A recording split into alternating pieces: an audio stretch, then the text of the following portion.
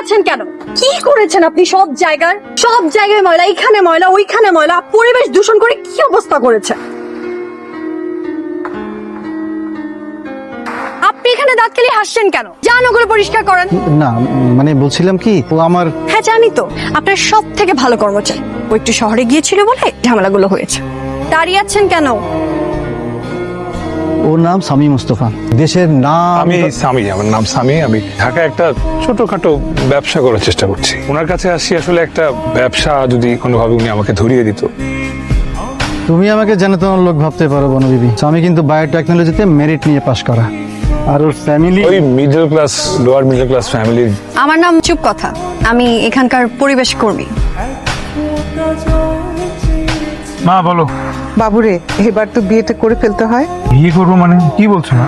আকাশ থেকে পড়লে মনে হয়। ফর্মাল দেখা হওয়ার পর তো ঠিক স্টুডিওতে দেখা করতে গেছি। হ্যালো সামি। এদিকে যাচ্ছিলাম, দেখলাম আপনি বেশ আয়েশ করে চা খাচ্ছে। ও আপনি বিরক্ত হলেন? বিরক্ত কেন হব? বিরক্ত না হলে তো চা অফার করতেন। এখনো ঠিক মতো বসেনও নি, কথা নাই বার্তা নাই, বলবো চা খাবেন। কথাবার্তা শুরু করেন। মামা একটা চা দেন, কড়া লিকার, একটু কাঁচা পাতিও দিয়ে দেন। আমি কেমন চা খেতে পছন্দ করি এটা তো জিজ্ঞেস করলেন না। যেহেতু আপ্যায়নটা আমি করছি, সুতরাং আমার টেস্টি আপনাকে গিলতে হবে। আপনি কি সবসময় এরকম আক্রমণাত্মক?